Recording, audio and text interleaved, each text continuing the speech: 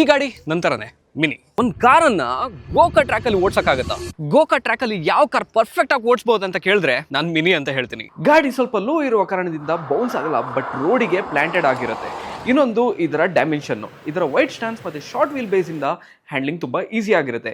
ಇನ್ನೊಂದು ಇದರ stiff suspension ಇಂದ ಏನಾಗುತ್ತೆ ಅಂದ್ರೆ ನೀವು ಕಾನ್ಫಿಡೆಂಟ್ ಆಗಿ ಕಾರ್ನರಿಂಗ್ ಮಾಡಬಹುದು. ಕೂಪರ್ ಎಸ್ ಕಂಟ್ರಿ ಮ್ಯಾನ್ ಇದು ಯಾವುದು? 1959 ಅಲ್ಲಿ ಮಿನಿ ಬಂತು, ಬಟ್ ಆಕ್ಸಿಡೆಂಟ್ಲಿ ಒಂದು ಮೋಟರ್ ಸ್ಪೋರ್ಟ್ ಲೆಜೆಂಡ್ ಆಯಿತು because of its compact size, wide stance, sharp handling. Monte Carlo rally racing ಅನ್ನ ಡಾಮಿನೇಟ್ ಮಾಡ್ತು. ಸೊ ಆ ರೇಸಿಂಗ್ DNA ಇವಾಗ ಎಲ್ಲ ಮಿನಿಯಲ್ಲೂ ಬರುತ್ತೆ. ಆ ರೇಸ್ ಹಿಸ್ಟ್ರಿನ ಟ್ರಿಬ್ಯೂಟ್ ಕೊಡೋಕೆ ಈ ಗಾಡಿಯನ್ನ ಲಾಂಚ್ ಮಾಡಿರೋದು. ಇದು ಒಂದು ಸ್ಪೆಷಲ್ ಎಡಿಷನ್ ಲಿಮಿಟೆಡ್ ನಂಬರ್ಸ್ ಅಲ್ಲಿ ಮಾತ್ರ ಇರೋದು. 1965 ರೇಸ್ನ ಕಮೆಮೊರೇಟ್ ಮಾಡಬೇಕಂತ ಈ ಗಾಡಿಯನ್ನ ಲಾಂಚ್ ಮಾಡಿರೋದು. ಮತ್ತೆ ಈ ಗಾಡಿ ರೆಡ್ ಚಿಲ್ಲಿ ಕಲರಲ್ಲಿ ಬರುತ್ತೆ, ಯಾಕೆಂದರೆ ಒರಿಜಿನಲ್ ಗಾಡಿ ಯಾವ ರೇಸಲ್ಲಿ ಇದ್ದಿತ್ತು ಅದು ಕೂಡ ರೆಡ್ ಚಿಲ್ಲಿಯಲ್ಲಿ ಬರ್ತಿದ್ದಿತ್ತು. ಇದರ ಸ್ಪೆಸಿಫಿಕೇಶನ್ ಬಗ್ಗೆ ಮಾತಾಡೋಕೆ ಬಂದರೆ 2 ಲೀಟರ್ ಟರ್ಬೋ ಪೆಟ್ರೋಲ್ 4 ಸಿಲಿಂಡರ್ ಆಗಿರುತ್ತೆ. 204 HP ಮತ್ತು 300 Nm ಟಾರ್ಕ್ ಪ್ರೊಡ್ಯೂಸ್ ಮಾಡುತ್ತೆ. 0 to 100 6.6 ಸೆಕೆಂಡ್ಸ್ ಮತ್ತು ಇದರ ಟಾಪ್ ಸ್ಪೀಡ್ 242.